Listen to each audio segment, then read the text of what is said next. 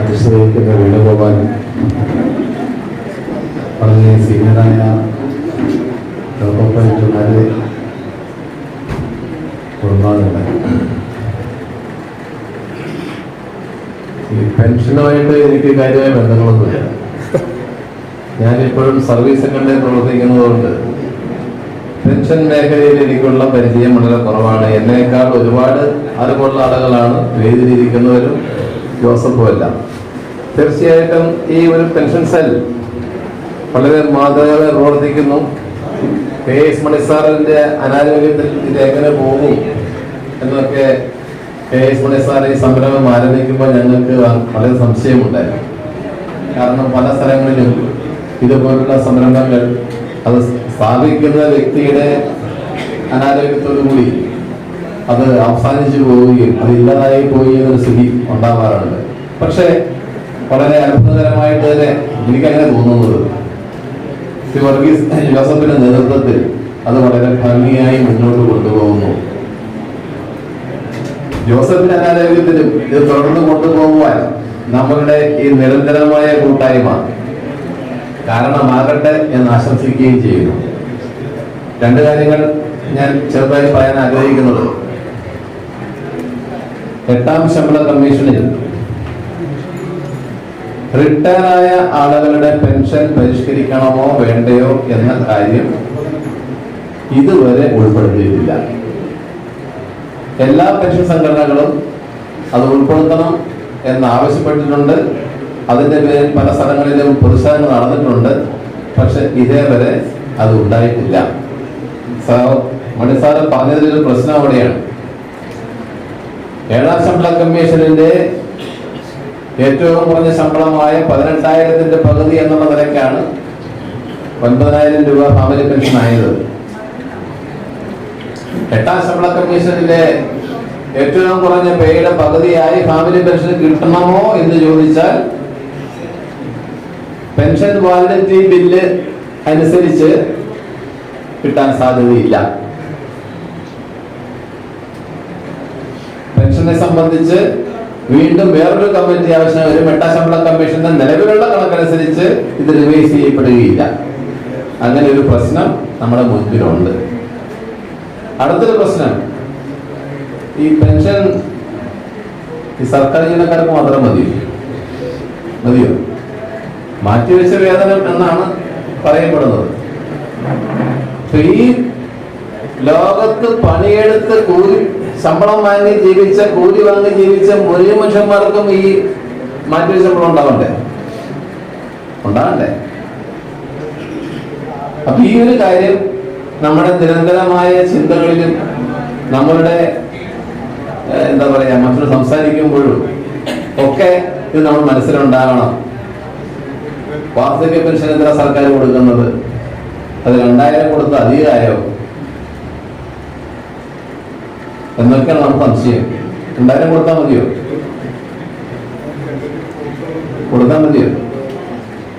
പോരാ, അതിന് കൂടണം. അപ്പൊ അത്തരത്തിലുള്ള ചില ചിന്തകൾ കൂടി നമ്മൾ തുടരണം എന്നുകൂടി അഭ്യർത്ഥിച്ചുകൊണ്ട് ഞാൻ എന്റെ വാർത്ത അവസാനിക്കുന്നു. നന്ദി ശ്രീ KC ജെയിംസ്. അടുത്തതായിട്ട് നമ്മുടെ ഇതിലേക്ക് കടന്നു വന്ന പുതിയ അംഗങ്ങൾക്ക് സ്വാഗതം. അതിനെ തുടർന്ന് 80 വയസ്സ് പൂർത്തീകരിച്ച പെൻഷനേഴ്സിനുള്ള ആദരവും ശ്രീ ഷംസുദ്ദീനെ ഞാൻ വേദിയിലേക്ക് ക്ഷണിക്കുന്നു.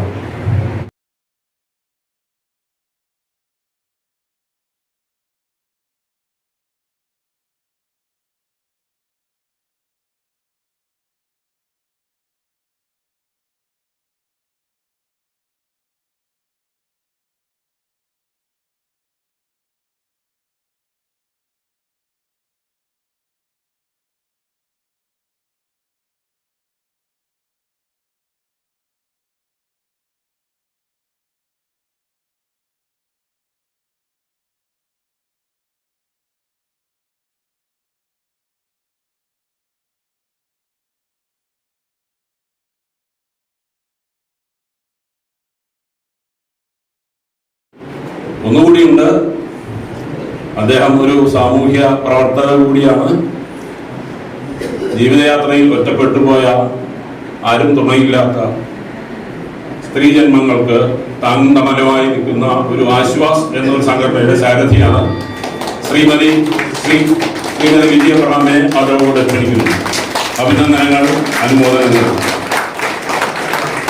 ജനിച്ചപ്പോൾ തന്നെ 70% ഡിസബിലിറ്റിയുമായി സെറിബ്രൽ പാൾസി എന്ന അസുഖം പിടിപെട്ട് അവശ നിലയിലായിട്ടും ജീവിതത്തെ പൊരുതി തോൽപ്പിച്ച് തോൽക്കാൻ മനസ്സില്ല എന്ന് പറഞ്ഞുകൊണ്ട് കഠിനമായി ശ്രമിച്ച് കഠിന പ്രയത്നം ചെയ്ത് ഗ്രാജുവേഷൻ നേടി, പോസ്റ്റ് ഗ്രാജുവേഷൻ നേടി, BEd നേടി, MA BEd ആണ്. അത് കഴിഞ്ഞ സെറ്റും കേട്ടറ്റ് 2ഉം കേട്ടറ്റ് 3ഉം കരസ്ഥമാക്കി അവസാനം സ്വപ്ന സാഫല്യം എന്നോണം മരട് സെന്റ് മേരീസ് UP സ്കൂളിൽ അധ്യാപികയായി ഈ ഒരാഴ്ച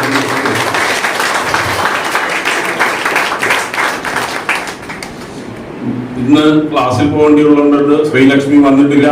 അദ്ദേഹത്തിന്റെ പിതാവായ ശ്രീ മില്ലറ്റിനെ ഞങ്ങളുടെ അനുമോദനങ്ങൾ ഏറ്റുവാങ്ങാൻ ആദരപൂർവ്വം ക്ഷണിക്കുന്നു.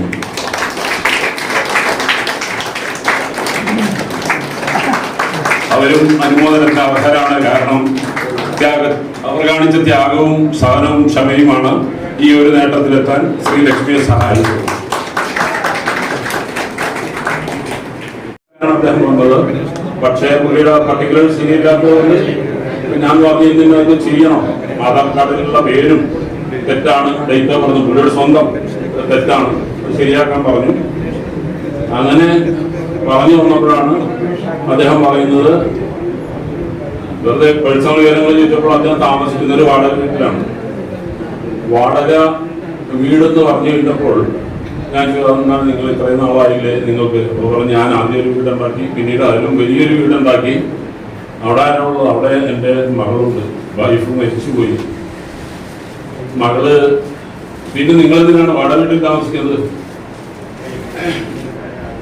അപ്പൊ ഒരു പൊട്ടിക്കരച്ചിലായിരുന്നു. അദ്ദേഹം ആ വീട്ടിലല്ല, വീട്ടിൽ നിന്ന് ഇറക്കി വിട്ടു എന്നാണ് പറയുന്നത്. കാരണം ഞാൻ പറഞ്ഞു വരുന്ന കാരണമല്ല, നമ്മൾ ജീവിച്ചിരിക്കുമ്പോൾ സ്വത്തുക്കൾ അവകാശികൾക്ക് എഴുതി കൊടുക്കുമ്പോൾ പല കാര്യങ്ങളും ശ്രദ്ധിക്കാറുണ്ട്. ഈ പറയുന്ന മകൾ ഒരു സബ് രജിസ്ട്രാറാണ്, അതും കൂടി നമ്മൾ മനസ്സിലാക്കണം. അവരുടെ ജോലി സബ് രജിസ്ട്രാറാണ്.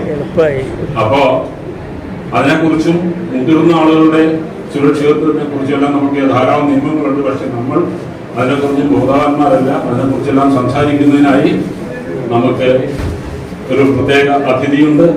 നമ്മുടെ ലോക്കോ പൈലറ്റായിരുന്ന ശ്രീ BS രാജന്റെ സഹധർമ്മിണി ശ്രീ അഡ്വക്കേറ്റ് പാർവതി രാജൻ.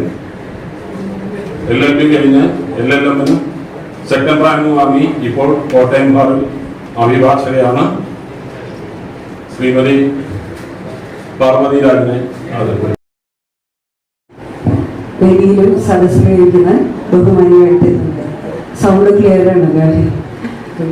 ഞാൻ നിന്നെ ഏൽപ്പിച്ചിരിക്കുന്ന ടോപ്പിക് എന്ന് പറഞ്ഞാൽ മുതിർന്ന പൗരന്മാരെയും അല്ലെങ്കിൽ രക്ഷിതാക്കളെയും സംരക്ഷിക്കുന്ന നിയമത്തെക്കുറിച്ചുള്ള ഒരു കുറച്ച് കാര്യങ്ങൾ മാത്രം. 10 മിനിറ്റ് എടുക്കാനാണ് പറഞ്ഞിരിക്കുന്നത്.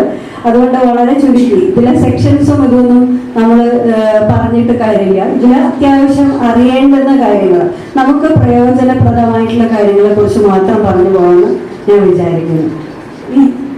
ഈ ആക്ടിന്റെ പരിധിയിൽ പെടുന്ന കാര്യങ്ങൾ ആർക്ക് വേണ്ടിയിട്ടാണ് ഈ നിയമം ഉള്ളത്? ഈ നിയമം ആർക്ക് വേണ്ടിയിട്ടാണ്? മുതിർന്ന പൗരന്മാർക്ക് വേണ്ടിയിട്ടുള്ളത്.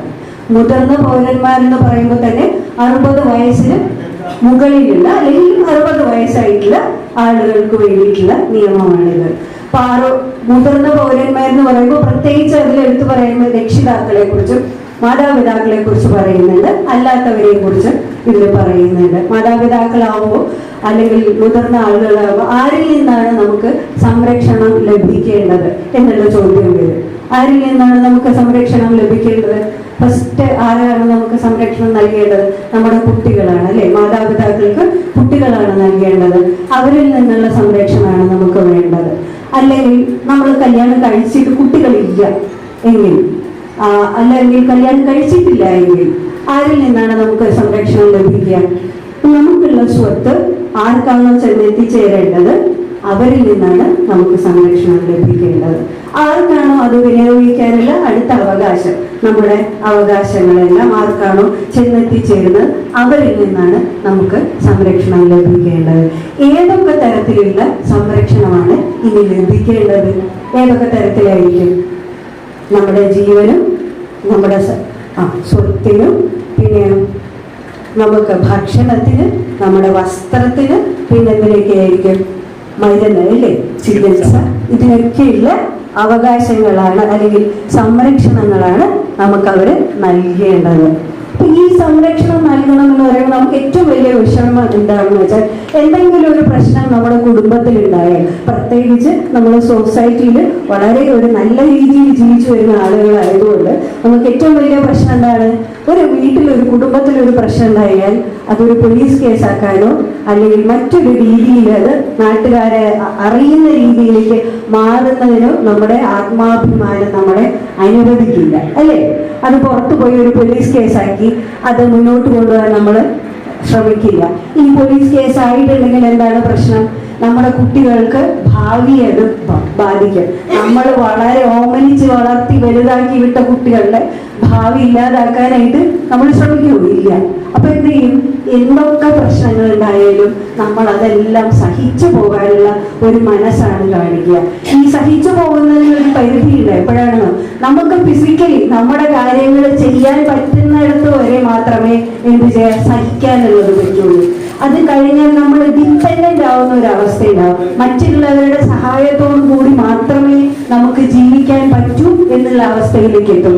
അവിടെയും നമ്മൾ നെഗ്ലക്റ്റഡ് ആവുമ്പോഴാണ് നമുക്ക് ഒരു തരത്തിലുള്ള മുന്നോട്ട് പോക്കും സാധ്യമാവാതെ വരുന്നത്. അപ്പൊ അത്തരത്തിലുള്ള സാഹചര്യത്തിലേക്ക് കൊണ്ടുപോകാതിരിക്കണം എന്നുള്ളത് ആദ്യത്തെ ഇത്. തെറ്റ് കണ്ടാൽ തെറ്റിനെ ആദ്യമേ തന്നെ തിരുത്താനുള്ള ഒരു മനസ്സ് നമ്മൾ മാതാപിതാക്കളാണ്. നമ്മളെല്ലാവരും തന്നെ മക്കളെ തിരുത്തി പോകാൻ അവകാശമുള്ളവരാണ്.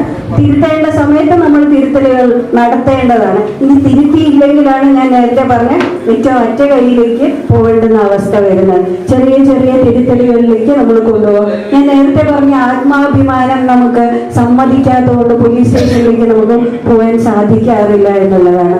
അപ്പൊ ഇത്തരത്തിലുള്ളൊരു നിയമം, ഈ സംരക്ഷണ നിയമത്തിന്റെ ഏറ്റവും വലിയ പ്രത്യേകത എന്താണെന്ന് വെച്ചാൽ, ഒരു പോലീസോ മറ്റുള്ളവരോ അറിയാതെ നമ്മുടെ പ്രശ്നങ്ങൾ, കുടുംബത്തിലെ പ്രശ്നങ്ങൾ വളരെ നല്ല രീതിയിൽ പരിഹരിച്ചെടുക്കാം എന്നുള്ളതാണ് അതിന്റെ ഏറ്റവും വലിയ ഒരു പ്രത്യേകത എന്ന് പറഞ്ഞാൽ. ഇതിന്റെ അതോറിറ്റി എന്ന് പറയുന്നത് RDO ആണ്. RDOയ്ക്ക് മുന്നിൽ ചെന്നിട്ട് അല്ലെങ്കിൽ അവരുടെ ഓഫീസിൽ ചെന്നിട്ട് നമുക്ക് എന്ത് തരത്തിലുള്ള ഒരു വിഷമം ഉണ്ടെങ്കിലും അവിടെ ഒരു പരാതിയായിട്ട് എഴുതി നൽകുക. ഈ പറയുന്ന പോലെ നമ്മുടെ മക്കള്, നേരത്തെ ഇവിടെ പറഞ്ഞു, അമ്മയും എന്താ പറയാ ATM കാർഡ് ഉപയോഗിക്കുന്ന മക്കളെ കുറിച്ച് പറഞ്ഞു, അല്ലേ?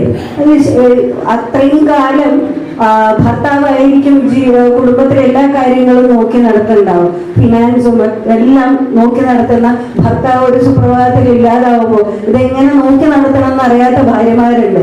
ഏത് തരത്തിലാണ് സ്വന്തം ചെലവ് നടത്തേണ്ടതെന്നോ വീട്ടുകാര്യങ്ങൾ നോക്കേണ്ടതോ പോലും അറിയില്ലാത്ത ഭാര്യമാരുണ്ട്. അവരുടെയൊക്കെ കാര്യത്തിലാണ് ഇത്തരത്തിലുള്ള ബുദ്ധിമുട്ടുകൾ ഉണ്ടാവുക. അപ്പൊ അങ്ങനെയുള്ള പ്രശ്നങ്ങൾ ഉണ്ടാവും. നമുക്ക് പുറത്തു പറയാനോ മറ്റിനി ഇപ്പൊ കുടുംബത്തിൽ പറഞ്ഞാൽ പോലും ഇത്തരത്തിലുള്ള പ്രശ്നങ്ങൾ പരിഹരിക്കപ്പെടാറില്ല എന്നുള്ളതാണ്. അപ്പൊ എങ്ങനെയാണ് പരിഹരിക്കാൻ സാധിക്കുക? വളരെ എളുപ്പമാണ്.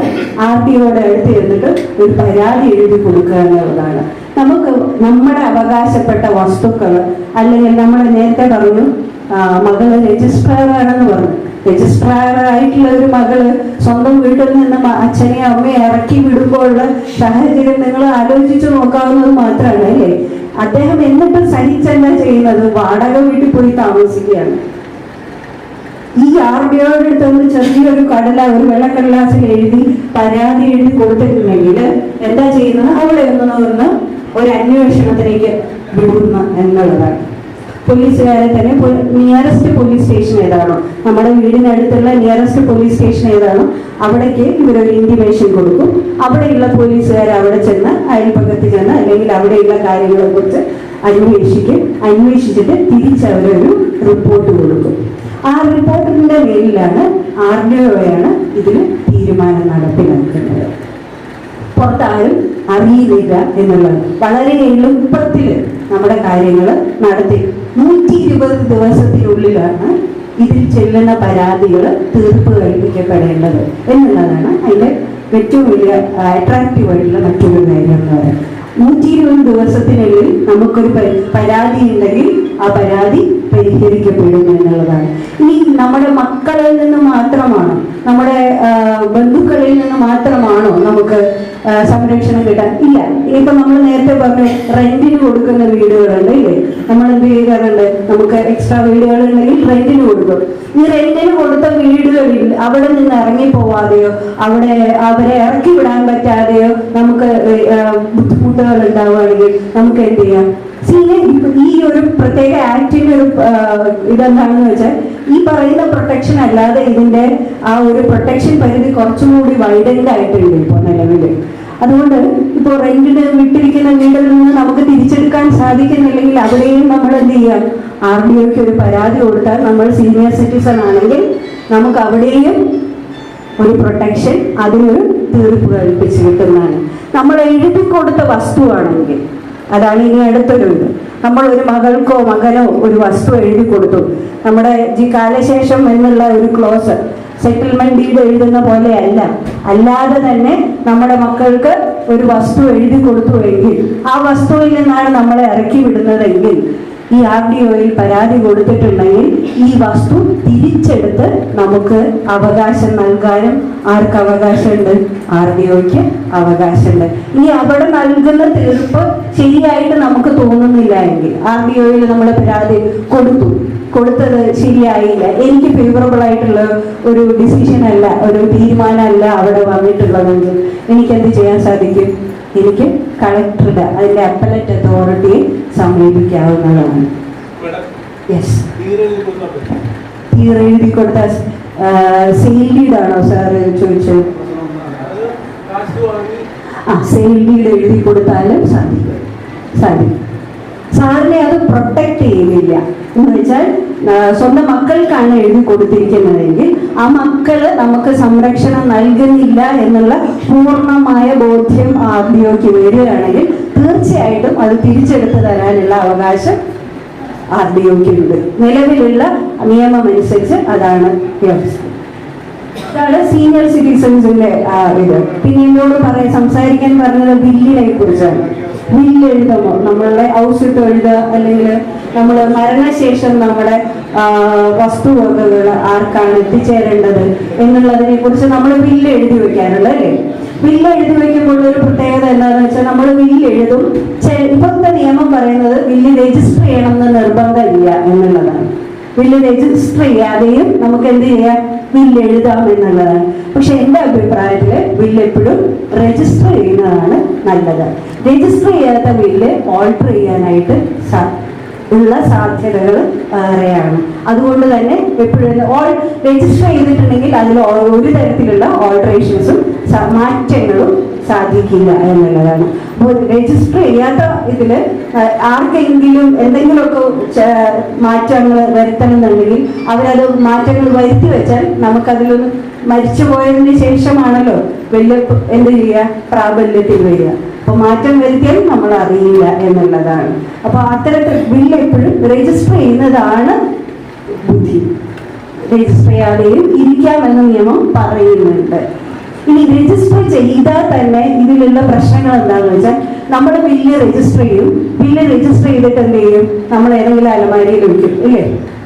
അലമാരിയിൽ വെച്ചിട്ട് ഇത് കിട്ടുന്ന ആൾക്കല്ല, ഇത് തുറക്കുന്ന ആൾക്കല്ല ഈ ബില്ലിന്റെ അനുഭവം വന്ന് അല്ലെങ്കിൽ അവകാശം വന്ന് ചേരുന്നെങ്കിൽ ഈ ബില്ല് എടുക്കുന്ന ആൾ മറ്റുള്ളവരെ കാണിക്കാൻ സാധ്യതയുണ്ടോ?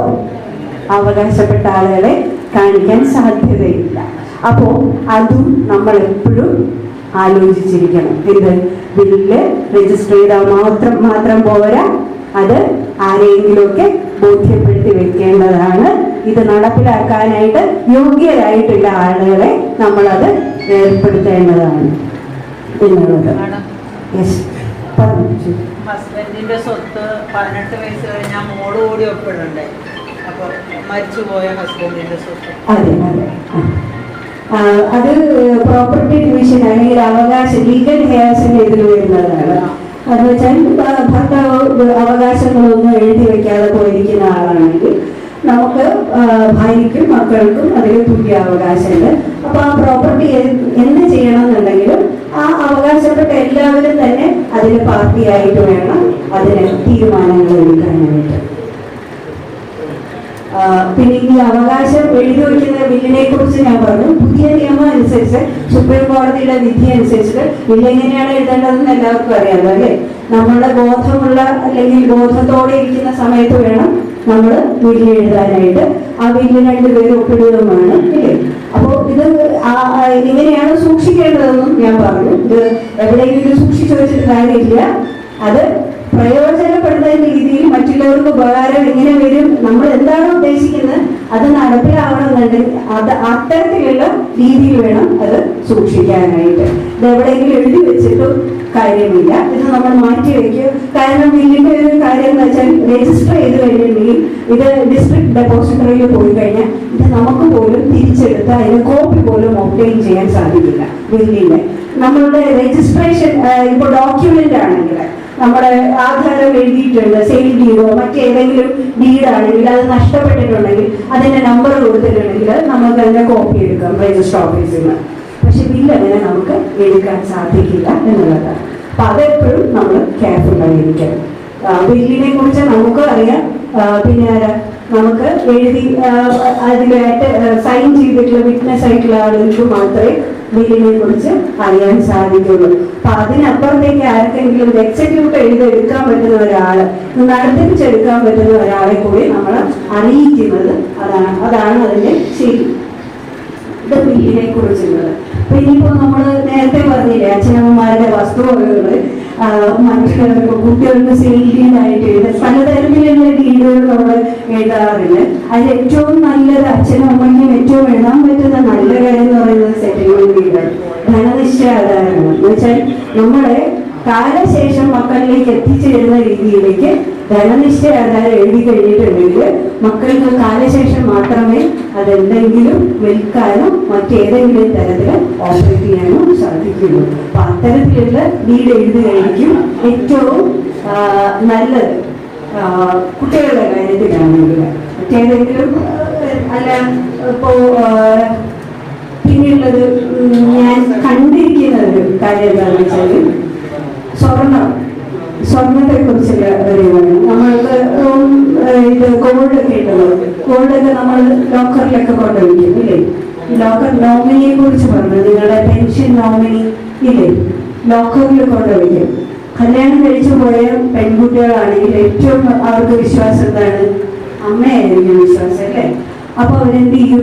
അമ്മയുടെ പേരിലുള്ള ലോക്കറിലേക്ക് കാരണം ഭർത്താവിന്റെ വീട്ടിലേക്ക് ചെന്നാൽ ഭർത്താവിന്റെ വീട്ടിൽ കൊടുക്കാനുള്ള ബുദ്ധിമുട്ടുകൊണ്ട് അവരെന്ത് ചെയ്യും? സേഫ് എന്താണ്? അമ്മയെ ഏൽപ്പിക്കുക എന്നുള്ളതാണ്. അപ്പൊ അമ്മയുടെ ലോക്കറിലായിരിക്കും എന്ത് ചെയ്തിരിക്കുക? സ്വർണം വെച്ചിട്ടുണ്ടാവും. പക്ഷെ അമ്മയുടെ ലോക്കറിലെ നോമിനി ആരായിരിക്കും? മകനായിരിക്കും.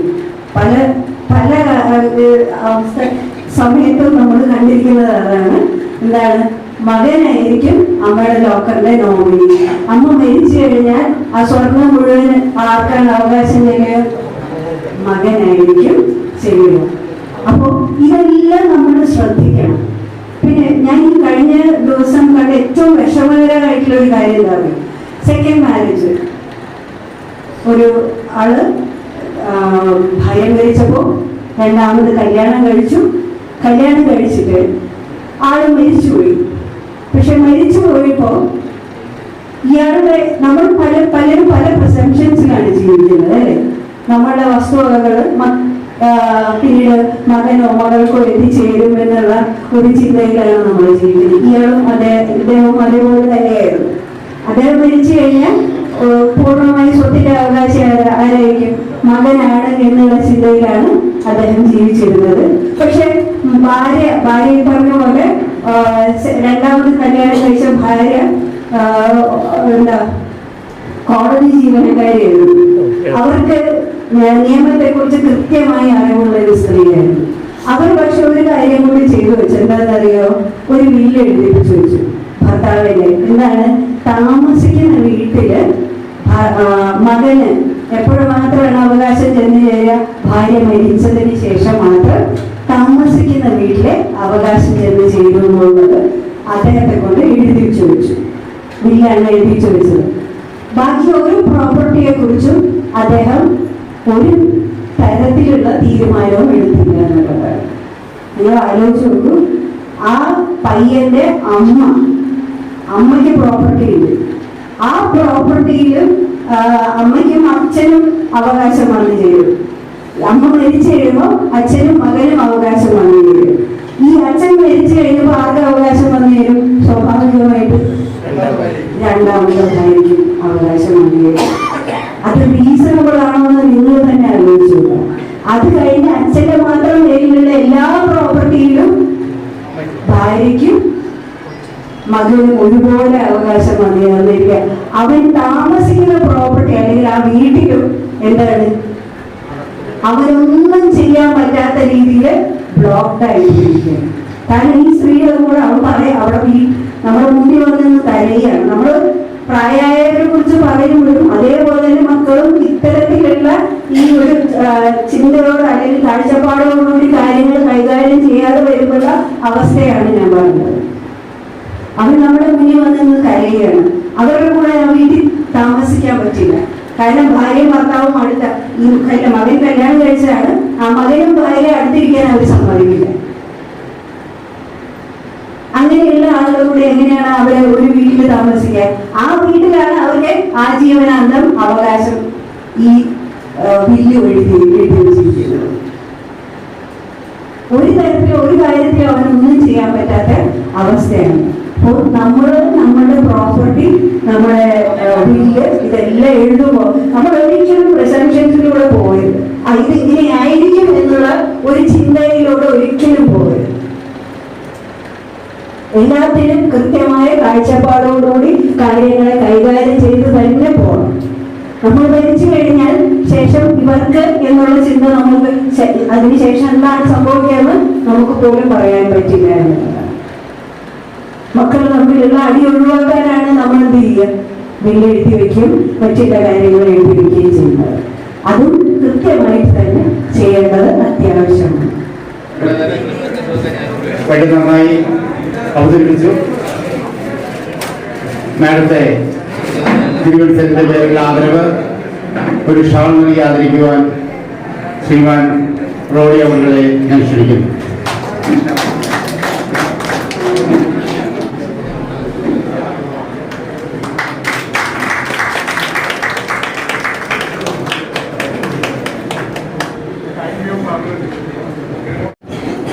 പാർവതിയെ പോലെ ഒരു LLBക്കും LLMനും എല്ലാം റാങ്ക് കിട്ടിയ ഒരാള്, അതും ഈ പള്ളിക്കൂടത്തിൽ പോയി പഠിച്ചിട്ടല്ല, വീട്ടിലിരുന്ന് അതിന് ശേഷം കുറച്ചു കാലമൊക്കെ കഴിഞ്ഞ് LLB പഠിക്കണമെന്ന് തോന്നി പഠിച്ച് ഇത്രയും ലളിതമായി ഈ കാര്യമെന്ന് പറഞ്ഞ ആളെ ഞാനാണോ ആദരിക്കേണ്ടത്? അത് യമതിയൊക്കെ ഷാളണിയിക്കാൻ സാധിച്ചു എന്നുള്ളത് ഞാനൊരു ആഗ്രഹമായിട്ടാണ് എടുക്കുന്നത്. ഞാൻ എപ്പോഴും അത് മുൻപ് പലപ്പോഴും ആ വലിയ നേട്ടത്തെക്കുറിച്ച്, ആ പ്രയത്നത്തെക്കുറിച്ചൊക്കെ പലപ്പോഴും പറയാറുണ്ട്. വരുമ്പോൾ ആലോചിച്ചത്, ഞാൻ ഈ അടുത്ത് ഒരു മീറ്റിംഗ് കൂടിയിരുന്നു. പെൻഷൻകാരെ കുറിച്ചാണ് ആ മീറ്റിംഗ്. എൻ്റെ ഭാര്യയുടെ പെൻഷൻ സംഘടനയായിട്ട് ബന്ധപ്പെട്ട അവിടെ ഒരു ഡോക്ടർ വന്ന് സംസാരിച്ചത് പെൻഷൻകാരുടെ ജീവിതത്തിൽ ഫോളോ ചെയ്യേണ്ട 45 കാര്യങ്ങളെ കുറിച്ച് ഒരു ജപ്പാൻ സ്റ്റഡിയുടെ അടിസ്ഥാനത്തിൽ ഉള്ള കാര്യങ്ങളാണ്. ആ ഡോക്ടർ അക്കമിട്ട് 45 കാര്യങ്ങൾ പറഞ്ഞു. അപ്പോൾ അതിനെക്കുറിച്ച് പറയാമെന്ന് ഓർത്തു. പക്ഷെ ഒട്ടുമിക്ക കാര്യങ്ങളും നമ്മൾ ഡോക്ടർ വന്ന് പറഞ്ഞിട്ടുണ്ട്. അപ്പോൾ അത് തീർന്നു. ഞാൻ ഡോക്ടർ പറയുമ്പോഴെല്ലാം ശ്രദ്ധിക്കുക, ഞാനത് ഒട്ടുമിക്ക കാര്യങ്ങൾ പറഞ്ഞു. അപ്പൊ ഇനി ഞാൻ കരുതുന്നത് നമ്മുടെ എന്തെങ്കിലും ഇതിന്റെ എല്ലാം ഒരു പ്രാക്ടിക്കൽ കാര്യങ്ങളെ കുറിച്ച് എന്തെങ്കിലും ഒക്കെ പറയാമെന്ന് കരുതി. ഡോക്ടർ പറഞ്ഞാൽ ഒരു പ്രധാനപ്പെട്ട കാര്യം നമ്മുടെ കൂട്ടായ്മകൾ ശക്തിപ്പെടുത്തുക എന്നുള്ളതാണ് പ്രധാനമായിട്ട് പറഞ്ഞ ഒരു കാര്യം. സോഷ്യലൈസേഷൻ. ഈ സോഷ്യലൈസേഷൻ പെൻഷൻകാരുടെ ഇടയിൽ നടത്തുവാനുള്ള ഏറ്റവും പ്രധാനപ്പെട്ട ഒന്നാണ് ഇതേപോലുള്ള കൂട്ടായ്മ. All India laboratories of association ശരിക്കും പറഞ്ഞാൽ പെൻഷൻകാരെ സംബന്ധിച്ച് ദാനമായി തന്നിട്ടുള്ള ഒരു വലിയ ഒരു സമ്മാനമാണ് ഈ ഹാളും ഈ താഴെയുള്ള ഈ സൗകര്യങ്ങളും. ജെയിംസ് സെക്രട്ടറി ജനറൽ സംസാരിക്കുമ്പോൾ ഒരു സംശയം പറഞ്ഞു, മണിസാറിന് ശേഷം ഇത് ആര് കൊണ്ടുപോകും എന്നാണ്. എനിക്ക് ഉറപ്പായിട്ട് പറയാൻ പറ്റും, മണിസാറിന് ശേഷം ഇപ്പോ ജോസഫ് എന്ന, ഷംസുദ്ദീൻ എന്ന, വേണു എന്ന പേരുകളൊക്കെ ഉള്ളതുപോലെ അതിനുശേഷവും ഉറപ്പായിട്ട് ഇത് all India local staff association കൊണ്ടുപോകും എന്നാണ് എനിക്ക് പറയുന്നത്. ഈ വലിയ ദാനം അല്ലെങ്കിൽ ഈ വലിയ നമുക്ക് തന്നിരിക്കുന്ന ഈ സമ്മാനം എങ്ങനെയെല്ലാം ഉപയോഗിക്കാം എന്നുള്ളതായിരിക്കണം ഞാൻ നേരത്തെ ഇവിടെ എല്ലാവരും പ്രസംഗിച്ചതുമായിട്ട് ബന്ധപ്പെട്ട് എനിക്ക് പറയാനുള്ള രണ്ട് കാര്യം. അതിലൊന്ന് ഇതിന്റെ ആവശ്യകത, അതായത് ഒരു അക്കാഡമിക് സൈഡ്. അതിനെപ്പറ്റി പറയുമ്പോൾ ഞാനിപ്പോ സംസാരിച്ച പാർവതി, ഇവിടെ രാജൻ ഉണ്ട്. അതിനുമായി ബന്ധപ്പെട്ടതും പൊതുവെ പ്രത്യേകിച്ച് ലോക്കൽ സ്റ്റാഫിനെ സംബന്ധിച്ച് പ്രധാനമായും ബാധിക്കുന്നതുമായ ഒരു വിഷയം ഒന്ന് സൂചിപ്പിച്ചുകൊണ്ട് ഞാൻ നേരത്തെ കാര്യങ്ങളിലാണ്. ഒന്ന്, റണ്ണിംഗ് സ്റ്റാഫിനിടയിൽ മെഡിക്കൽ ഡീകാറ്റഗറൈസേഷൻ എന്നത് വളരെ സാധാരണ. എല്ലാവർക്കും 60 വയസ്സ് വരെ ഏവൺ മെഡിക്കൽ കാറ്റഗറി ഒന്നും മെയിൻറ്റെയിൻ ചെയ്യാൻ പറ്റത്തില്ല. അപ്പോൾ സാധാരണ മെഡിക്കൽ ഡീകാറ്റഗറൈസേഷൻ വരുമ്പോൾ 2 ഓപ്ഷനാണ് സാധാരണ മുമ്പിലുള്ളത്. ഒന്ന്, ക്ലിയർ പോകാം, അല്ലെങ്കിൽ എനിക്ക് കിട്ടേണ്ട 55% പെൻഷൻ എന്നുള്ളത് ഉപേക്ഷിച്ച് 30% പെൻഷനുമായി റിട്ടയർ ആകാൻ കുറെ കാര്യങ്ങൾ ജോലി ചെയ്യാം.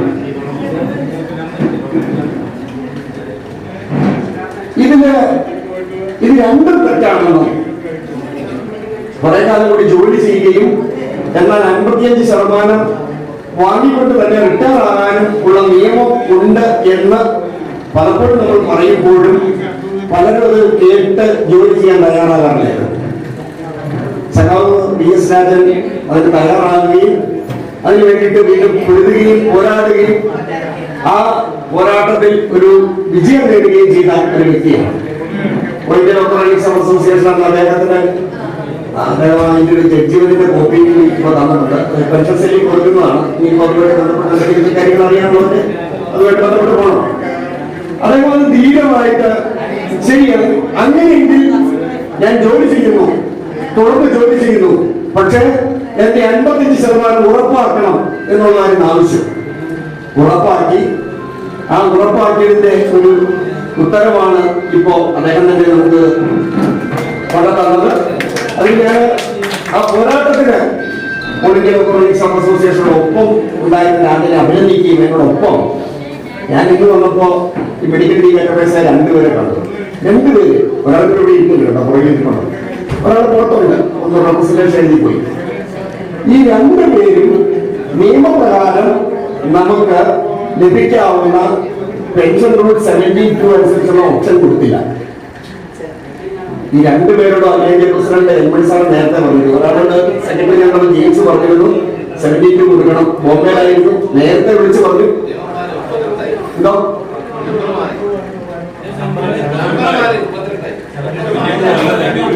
ആ 32 നിലവിലെ 72 പറയുമ്പോൾ എളുപ്പത്തിൽ ആൾക്കാർക്ക് ഓർമ്മിക്കും.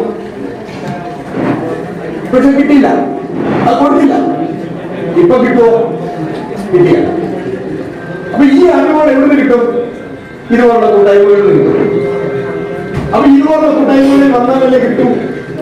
അപ്പൊ ഇതുപോലുള്ള കൂട്ടായ്മകൾ വേണ്ടേ? ഇതിനാണ് ഈ ഇതുപോലുള്ള കൂട്ടായ്മകളുടെ ആവശ്യം. ഞാൻ പറഞ്ഞ ഇതിന്റെ ഒരു പ്രാക്ടിക്കൽ സൈഡ്. 2, അങ്ങനെ കൊടുക്കുമ്പോൾ ചില പ്രശ്നങ്ങൾ വരികയല്ലേ. ഒന്ന്, അതേപോലെ പ്രശ്നം രാവിലെ വന്നു. ഒന്ന്, അദ്ദേഹത്തിന്റെ ഗ്രാറ്റുവിറ്റി പഴയ അന്നത്തെ നിയമം അനുസരിച്ച്, അതായത് 20 ലക്ഷം രൂപയായിരുന്നു, 25 ലക്ഷം രൂപ അദ്ദേഹം റിട്ടേൺ ആകുമ്പോൾ കിട്ടേണ്ടതായിരുന്നു 20 ലക്ഷം രൂപ.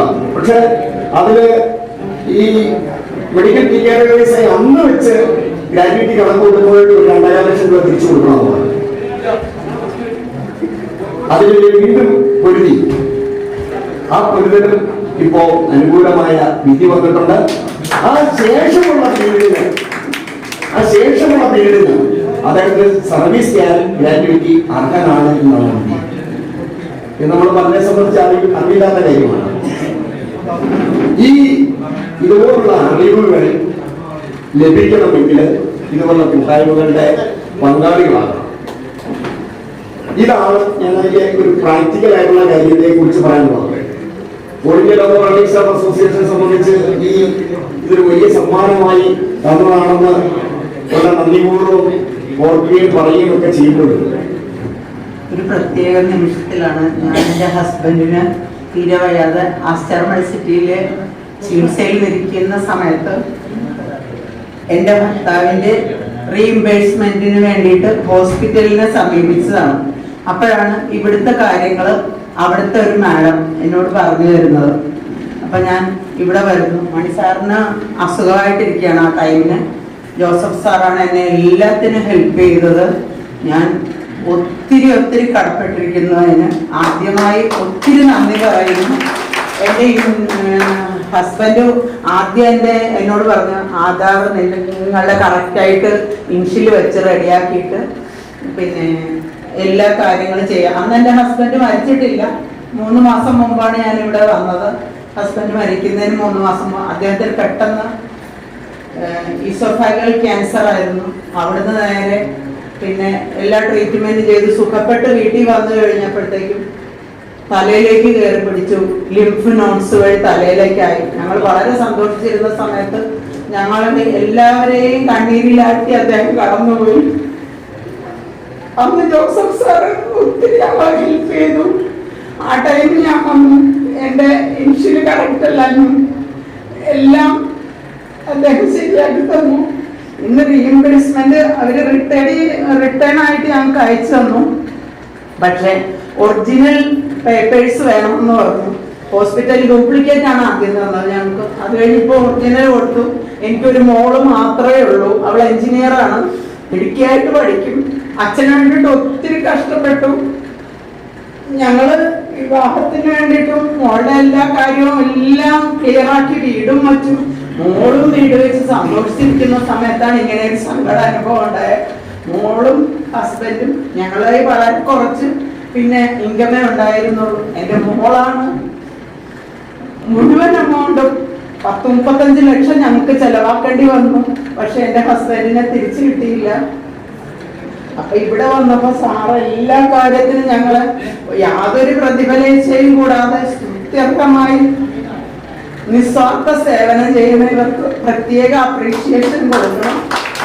അത് എനിക്ക് ഭയങ്കര ഒരു ജീവിക്കാൻ കറേജായി എനിക്ക് ശരിക്കും നല്ല കറേജായി. അങ്ങനെ ഞാൻ എൻ്റെ ഹസ്ബൻഡ് എല്ലാം എന്നെ കൊണ്ട് കാണിച്ചു തരുമായിരുന്നു. പക്ഷെ ഈ ഒരു ഇൻഷുറൻസിന്റെ പ്രശ്നം അദ്ദേഹം ശ്രദ്ധിച്ചില്ല.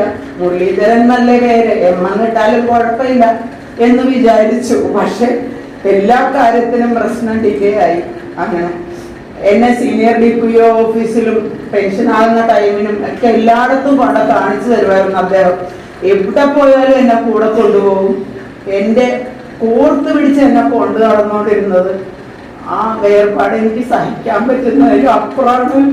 ഇന്ന് മോളാണെങ്കിലും ഞാൻ കടയും സങ്കടം വരുന്നതുകൊണ്ടാണ് അദ്ദേഹത്തെ കുറിച്ച് ഓർക്കുമ്പോൾ. കാണാൻ നല്ല സുന്ദരനുമാണ്, എല്ലാം കൊണ്ടും നല്ല മനുഷ്യൻ. നാട്ടുകാർക്കൊക്കെ വളരെ ഇഷ്ടം. ആശ്രയം ചാരിറ്റബിൾ ക്യാൻസർ പേഷ്യൻസിന് വേണ്ടിയിട്ടുള്ള സഹായവും ഒക്കെ കൊടുത്തോണ്ടിരുന്നു. യാതൊരു കുടിയില്ല, വലിയില്ല, ഒന്നുമില്ല. അദ്ദേഹത്തിന് ഈ അസുഖം വന്നത് എങ്ങനെയാണ് ജനറ്റിക് ആണെന്നാണ് ഡോക്ടർ പറയുന്നത്. അല്ലാതെ വേറെ അസുഖങ്ങളൊന്നും വേണ്ട കാര്യമില്ല. പക്ഷേ എൻ്റെ മരുമകൻ പോയി. നല്ലൊരു പയ്യനെ എൻ്റെ മരുമകനായിട്ട് എനിക്കും കിട്ടിയത്. എൻ്റെ കൂട്ടുകാരിയുടെ മകൻ തന്നെ ആയതുകൊണ്ടായിരിക്കും എന്നെ അമ്മയ്ക്കായി സ്നേഹിക്കുന്നു. അമ്മയ്ക്കായി എന്ന് പറയാൻ പറ്റില്ല, അമ്മയെ പോലെ തന്നെ സ്നേഹിക്കുന്ന ഒരു പയ്യനെ എനിക്ക് കിട്ടിയത് എൻ്റെ മരുമകനായിട്ട്. ഞാൻ എൻ്റെ വീട്ടിൽ വിളക്ക് കൊടുത്തിട്ട്, അദ്ദേഹത്തിൻ്റെ അസ്ഥിത്തറയിലും വിളക്ക് കൊടുത്തിട്ട് 1 വർഷത്തേക്ക് വെച്ചിട്ടുണ്ട്. അപ്പോൾ ഞങ്ങൾക്ക് രാമേശ്വരത്ത് പോകാനായിട്ട്, അപ്പോൾ അസ്ഥിത്തറയിലും വിളക്ക് കൊടുത്തിട്ട് വൈകുന്നേരം മോളുടെ വീട്ടിൽ പോയി കിടക്കും. മോള് സ്വന്തമായിട്ട് വീട് വെച്ചിട്ടുണ്ട്, 4-5 വീടിനപ്പുറത്താണ്.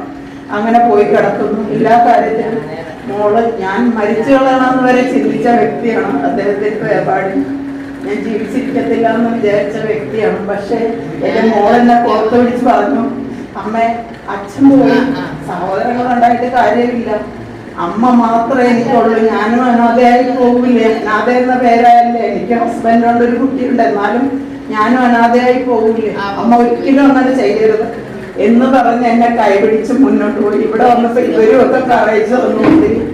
അങ്ങനെ ഞാൻ മുന്നോട്ട് പോയിക്കൊണ്ടിരിക്കുന്നു.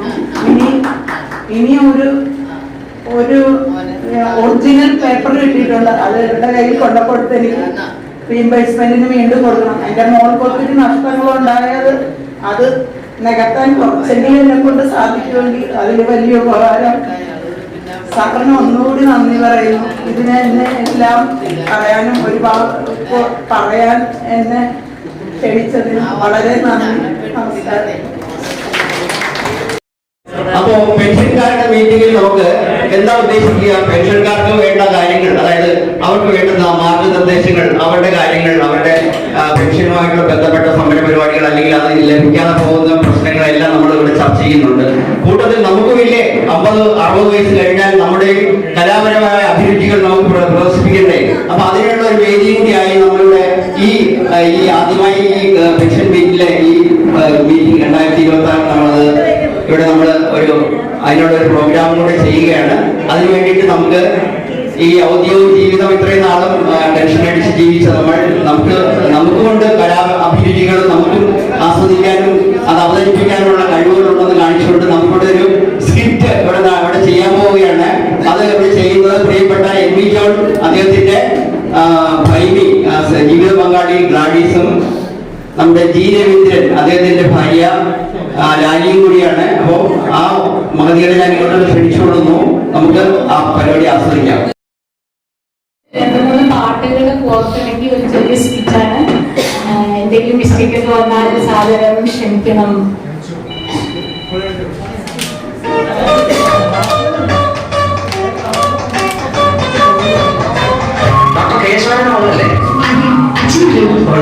ഞങ്ങളുടെ ഫാമിലി ഡോക്ടറല്ലേ? ഇത്ര ചെറുപ്പം മുതലേ എന്നെ എത്ര പ്രാവശ്യം ചികിത്സിച്ചിട്ടുള്ളതാ? അതെ, മേനോ ഡോക്ടറെ എനിക്കറിയില്ലേ. എന്താ പ്രശ്നം? അല്ല, എന്റെ അച്ഛനും മൃഗ ഡോക്ടറാണ്.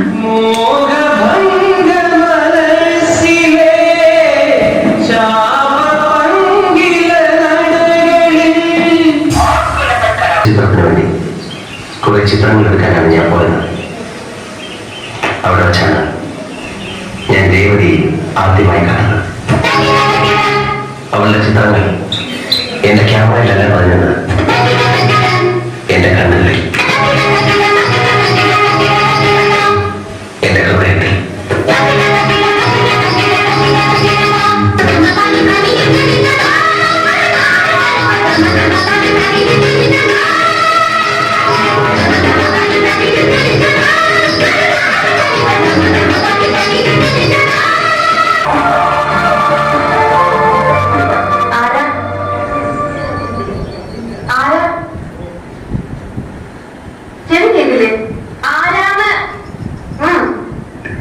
ഞാനൊരു വഴിപോക്കന. ഇവിടെ ചുറ്റമ്പലത്തിൽ എന്താ കാര്യം? ഇത് പൊതുവഴിയല്ല. നമ്മളാരാണാവും? അതല്ലല്ലോ ഞാൻ ചോദിച്ചിരുന്ന മറുപടി. ഇതെന്താണ് രാവിലെ മറുപടി? ഇതിന്റെ പ്രത്യക്ഷപ്പെട്ടതാണ്. അതെ, അല്ലാന്ന് തോന്നാൻ മാർക്ക് മറുപടിയെ മുമ്പ് കണ്ട പരിചയമൊന്നുമില്ലല്ലോ. സത്യം. പാട്ട് വെച്ച് തന്നാൽ ഞങ്ങൾക്കൊന്ന് എന്റർടൈൻ ചെയ്യാം.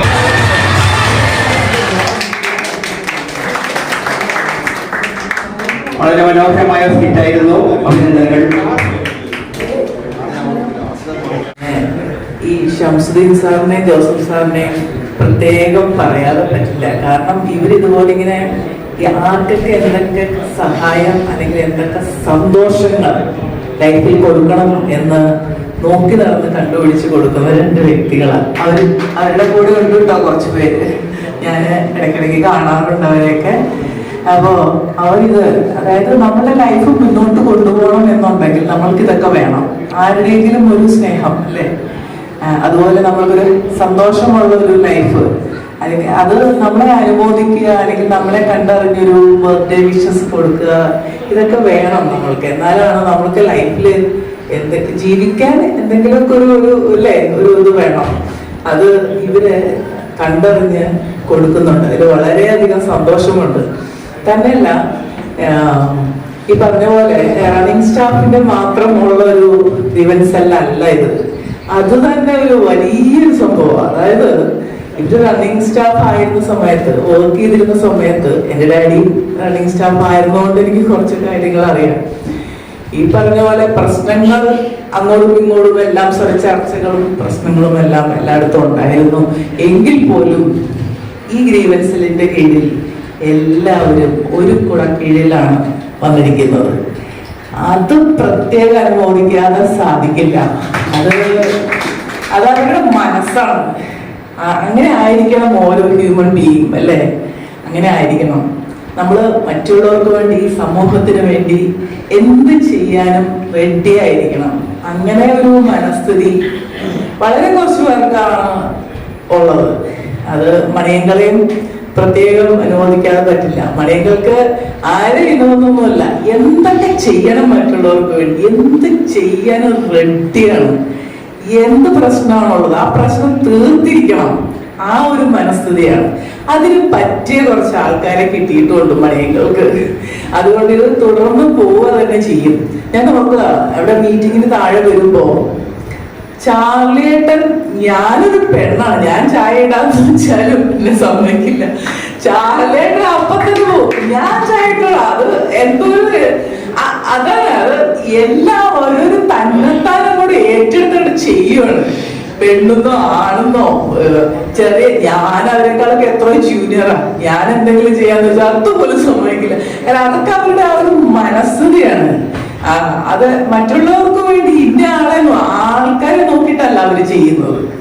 അത്രയ്ക്ക് എനിക്ക് ഒത്തിരി ഒത്തിരി ഒത്തിരി കടപ്പാടും ഒത്തിരി സ്നേഹവും ഉണ്ട് അവരോടെല്ലാം.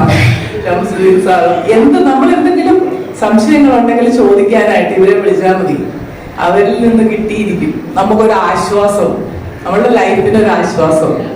ഇവിടെ കൂടിയിരിക്കുന്ന എല്ലാവരും തന്നെ ഈ ഒരു കുടക്കീഴിൽ വളരെ സമാധാനവും സന്തോഷവും അനുഭവിക്കുന്നവരാണെന്ന് എനിക്കറിയാം, ഏതെങ്കിലും രീതിയിലൊക്കെ. അപ്പോ ഈ ഗ്രീവൻസിലിന് എല്ലാതര ആശംസകളും അത് ഞാൻ അർപ്പിക്കുകയാണ്. അതുകൂടാതെ എൻ്റെ ദൗത്യം എന്ന് പറയുന്നത് നന്ദി പറയുക എന്നതാണ്. ഇപ്പൊ ഇവിടെ അധ്യക്ഷനായിരുന്ന ഒരു ഉദ്ഘാടനം, ഞാൻ എല്ലാവരുടെയും പേരുകൾ എടുത്തെടുത്ത് പറയുന്നില്ല, സമയം കഴിഞ്ഞു, എല്ലാവർക്കും വിഷം തിരിക്കുകയായിരിക്കും. ഉദ്ഘാടകൻ KC ജെയിംസ്, അതുപോലെ മുഖ്യപ്രഭാഷണം നടത്തിയ KS മണിയങ്ങൾ, അതുപോലെ ഈശ്വര പ്രാർത്ഥന, ശോചന പ്രമേയം, അതുപോലെ തന്നെ ആശംസകൾ അർപ്പിച്ച ഓരോ വ്യക്തികൾക്കും, ഷേണായങ്ങൾക്ക്, പ്രത്യേകിച്ച് ഷേണായങ്ങളെ ഞാൻ ഒത്തിരി നാൾ കൂടി കാണുന്നത്, ചെറുപ്പം മുതൽ, ഞാൻ ചെറിയ കുട്ടിയായിരുന്നു മുതൽ അറിയാവുന്ന ആളുകളാണ്. അതുപോലെ ഇവിടെ കലാപരിപാടികൾ സ്കിറ്റ് അവതരിപ്പിച്ച അവർക്കൊക്കെ ടാലന്റ് നമ്മൾ കണ്ടു. ഇതുപോലെ ഇടയ്ക്കിടയ്ക്ക് നമ്മൾക്ക് എല്ലാവർക്കും കൂടെ ഒരു ഗെറ്റ് ടുഗദർ എല്ലാത്തിനും നല്ലതാണ്.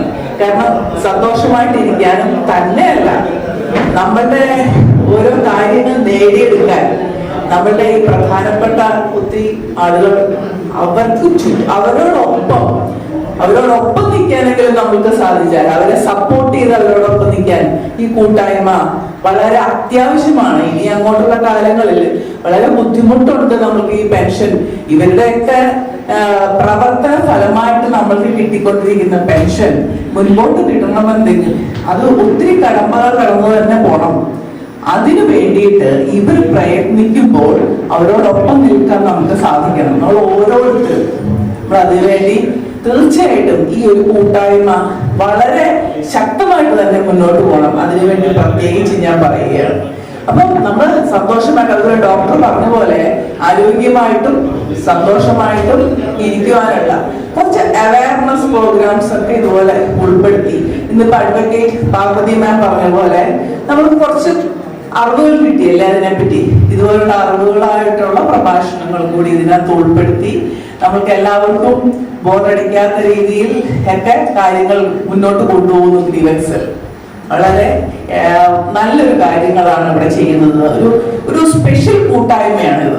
ഞാൻ ഈ പറഞ്ഞ പോലെ ഞാൻ ഈ തന്നെയായി പോകുന്ന ലേഡീസിന് വേണ്ടിയിട്ടുള്ള അവരുടെ എംപവർമെന്റിന് വേണ്ടിയിട്ടുള്ള ഒരു സംഘടനയാണ് ആശ്വാസം എന്ന് പറയുന്നത്. അതിനകത്ത് കുറെ കാലങ്ങളായിട്ട് ഞാൻ പ്രവർത്തിച്ചുകൊണ്ടിരിക്കുകയാണ്.